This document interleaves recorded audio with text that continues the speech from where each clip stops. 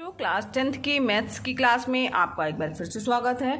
बच्चों, हम chapter number 8 पढ़ रहे थे, जो है त्रिकोणमिति का परिचय। त्रिकोणमिति का परिचय जब हमने स्टार्ट किया था, उसमें हमने कुछ फार्मूले पढ़ लिए थे कि साइन, कॉस, टेन, कॉसेक, सेक, कॉट का मान जो है वो क्या क्या होता है।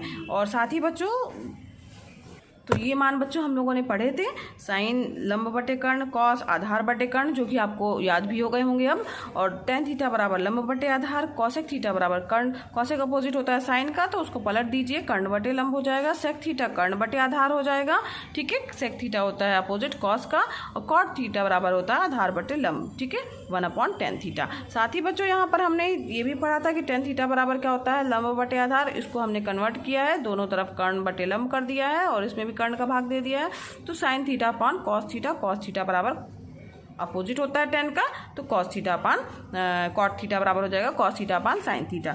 तो इसको सरलता से याद करने के लिए हमने एक और फार्मूला बनाया था, लाल बटे कक्का, जो कि आपको समझ में आ गया होगा। साइन थीटा बराबर लाल बटे कक्का, LAL लाल, KA कक्का। ठीक है, तो लाल बटे कक्का ये शॉर्ट ट्रिक थी जो कि आपको याद करने के लिए था। तो ये कैसे हम याद करेंगे इसमें, तो साइन कॉस टेन इन तीन के ही मान हमें अगर पता चल जाए, तो बाकी और तीन तो हम उनके विपरीत होते हैं वो याद कर लेंगे। साइन थीटा बराबर होता है L बटे K आ जाएगा, यानी L बटे K, यानी L से लंब हो गया, K से कर्ण हो गया। कॉस थीटा बराबर A से आधार हो गया, K से कर्ण हो गया। टेन थीटा बराबर लंब बटे आधार हो गया। ठीक है, तो इस तरीके से हम तीनों का मान जो है लाल बटे कक्का की सहायता से ज्ञात कर सकते हैं। तीन जब ज्ञात हो जाएंगे तो नेक्स्ट तीन भी ज्ञात कर लेंगे, छयों के मान ज्ञात कर सकते हैं। साथ ही बच्चों हम लोगों ने एक टेबल भी सीखी थी।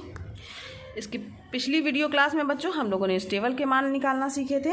तो हमें केवल दो मान याद करने थे, साइन का मान, टेन का मान, साइन 0, 30, 45, 60, 90 का मान। इसी तरीके से टेन का मान 0, 30, 45, 60 और 90 का मान। बाकी जो है मान हम लोगों ने इसमें जो है वो निकाल लिए थे। तो कैसे निकाले थे इसको देखने के लिए आप इसका पहला वीडियो जो है, इससे जस्ट पहले वाला वीडियो देखिएगा तो आपको समझ में आ जाएगा। और इसमें से केवल दो मान हमें याद करने, बाकी सारे मान हम लोगों ने निकाल लिए थे। आगे बढ़ते हैं, हम प्रश्नावली 8.2 जो है हम लोगों ने स्टार्ट कर दी थी। आज हमें क्वेश्चन नंबर 2 से प्रश्न हल करने हैं। तो आइए बढ़ते हैं प्रश्न नंबर 2 की। हमें स्टार्ट करना है प्रश्न नंबर 2 से। तो प्रश्न नंबर 2 है हमारा कि सही विकल्प चुनिए और अपने विकल्प का औचित्य दीजिए। तो यहाँ पर देखिए दिया हुआ है 1 2 3 4 4 हमारे दिए हुए हैं विकल्प। तो इसमें ABCD इनके 4 विकल्प हैं और ये 4 क्वेश्चन है, इनको हल करना है। तो हल करके सही विकल्प चुनना है और अपने विकल्प का औचित्य दीजिए। यानी ये तात्पर्य है कि इसका मान ऐसे कैसे आएगा, मतलब इनको हल करने पे क्या आएगा, तो वो आपको हल करके देखना है। तो आइए हम एक लेके चलते हैं, पहला वाला पार्ट लेके चल रहे हैं। तो चूंकि यहाँ पर विकल्प कर हमें चुनना है, तो यहाँ हम सीधे मान रख करके देख लेते हैं बच्चों। तो यहाँ पर देखिए 2, 10, 30 की वैल्यू क्या होती है, 1/√3 होती है। तो 2 × 1/√3 रखेंगे। ठीक है, 1 + 10² 30। तो यहाँ पर लिख दीजिएगा, चूंकि 10 30 बराबर क्या होता है 1/√3। ठीक है, तो यहाँ पर हमने 1 + 10² 30 यानी 1/√3 का स्क्वायर हो जाएगा। तो ये आ जाएगा 2/√3 आ जाएगा। इसके भी बटे में आ जाएगा 1/1 + 3 आ जाएगा। समझ में आ रहा है बच्चों, ये 1/√3 का स्क्वायर करेंगे तो क्या आ जाएगा 1/3 आ जाएगा। तो अब यहाँ पर 2/√3 ये ज्यों का त्यों रहेगा। यहाँ पर लघुत्तम लेंगे तो ये 3 आ जाएगा लघुत्तम में, 3 + 1 यानी 2/√3 बटे 4/3 आ जाएगा। तो इसको हम इस तरीके से लिख सकते हैं बच्चों कि 2/√3, अब यहाँ पर ये भी बटे में तो ये ऊपर चला जाएगा, 3/4 आ जाएगा। 2 × 1 = 2, 2 × 2 = 4, √3 से 1 कटेगा ये, तो यहाँ पर क्या जाएगा √3 बचेगा। तो यानी यहाँ पर हमारे पास क्या प्राप्त हुआ, √3/2 प्राप्त हुआ। तो √3/2 किसकी वैल्यू होती है ये भी हमें पता होना चाहिए। तो √3/2 जो है, जो दिए गए विकल्प है, तो √3/2 जो है वो साइन 60 जो विकल्प दिए हुए हैं उसके अनुसार जो है, क्योंकि साइन कॉस और 10 और साइन 30 दिया हुआ है, तो यहाँ पर इसका मान हो जाए, चूँकि साइन 60 की वैल्यू क्या होती है √3/2 होती है। तो साइन 60 का मान √3/2 होता है बच्चों। और साथ ही जो है √3/2 जो है मान होता है cos 30 का। लेकिन चूंकि cos 30 विकल्प में नहीं दिया हुआ है, तो इसलिए इसका मान साइन 60 जो है वो सही होगा। ठीक, तो साइन 60 जो है वो आपका विकल्प नंबर 1 है। ये देखिए बुक में। तो इसका पहला विकल्प जो है sin 60 ये सही होगा। इसी प्रकार से बच्चों आपको ये वाले भी विकल्प आपको करने हैं जो कि आपके होमवर्क हो गए, तो ये आप कर लीजिएगा, इसमें कुछ नहीं करना है। ये वाला तो आप कर सकते हैं। इस वाले को जो है एक बार हम लोग देख लेते हैं कि ये तीसरा वाला जो है वो कैसे होगा। sin 2a बराबर 2 sin a तब सत्य होगा जबकि a बराबर है। तो यहाँ पर अगर a बराबर 0 रख देते हैं तो sin 0 की वैल्यू क्या होती है, 0 होती है, और 2 इंटू sin 0 बराबर भी क्या हो जाएगा, 0 हो जाएगा। यानी यहाँ पर अगर हम 0 रखते हैं तब हमारा ये विकल्प क्या होगा, सही होगा, क्योंकि 2 का गुणा 0 से करेंगे तो भी 0 आएगा, और sin a इंटू 0 की वैल्यू भी 0 होगी। sin 0 की वैल्यू 0 होती है, तब ये हमारे पास 0 पर ये जो है हमारा कथन सत्य हो जाएगा।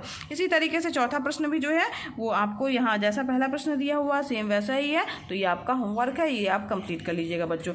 आइए बढ़ते हैं प्रश्न नंबर 3 की ओर। तीसरा प्रश्न क्या दिया है, यदि tan a प्लस b बराबर √3 हो और tan a माइनस b बराबर 1/√3 हो, जहाँ पर a प्लस b जो है वो 0 से बड़ा है लेकिन 90 अंश से छोटा है, और साथ ही बच्चों एक और कंडीशन है कि a का मान जो है वो b से बड़ा है, तो a और b का मान ज्ञात करना है। आइए देखते हैं प्रश्न को कैसे हल करेंगे।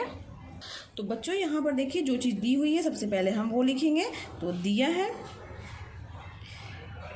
tan a प्लस b बराबर क्या दिया है, √3। ठीक है, तो √3 किसका मान होता है, tan a प्लस b बराबर हो जाएगा, tan में किसका मान होता है बच्चों, √3, तो tan 60 का मान होता है √3। तो यहाँ लिख दीजिएगा चूँकि tan 60 बराबर होता है √3। ठीक है, तो यहाँ पर a प्लस b बराबर कितना आ गया आपके पास में, 60 डिग्री हो गया। ये इसको समीकरण नंबर 1 दे दीजिए।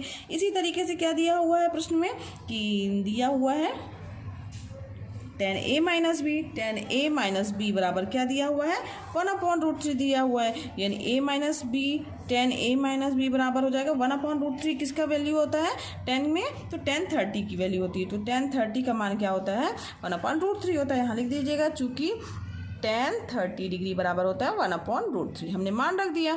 ठीक, तो यहाँ 1/√3 की जगह क्या कर दिया गया है बच्चों, tan 30 कर दिया गया है। अब यहाँ पर तुलना कर देंगे तो a माइनस b बराबर क्या आ जाएगा, 30 आ जाएगा। ठीक है, तो ये हमारे पास दूसरा समीकरण हो गया। अब यहाँ पर जो पहला और दूसरा समीकरण है इसमें एक जोड़ देंगे तो क्या हो जाएगा, 1 व 2 को जोड़ने पर, ठीक है, जोड़ने पर। अब हमने इनको जोड़ दिया, अब जोड़ देंगे तो क्या आ जाएगा, देखिए पहले समीकरण और दूसरे समीकरण को हम जोड़ रहे हैं, तो a plus b plus a minus b बराबर हो जाएगा 60 प्लस 30। यहाँ b से b कैंसिल हो जाएगा, 2a बराबर क्या हो जाएगा, 60 प्लस 30 यानी 90 डिग्री हो जाएगा। तो a बराबर क्या आ जाएगा, 90/2 आ जाएगा, यानी 45 डिग्री आ जाएगा। 2 से कटेगा, यहाँ 45 अंश आ जाएगा। ठीक है, तो a का मान हमें पता चल गया क्या बच्चों, 45। ठीक, अब a का मान किसी भी एक समीकरण में रख दीजिए, तो समीकरण 1 में रखने पर, ठीक है, तो a का मान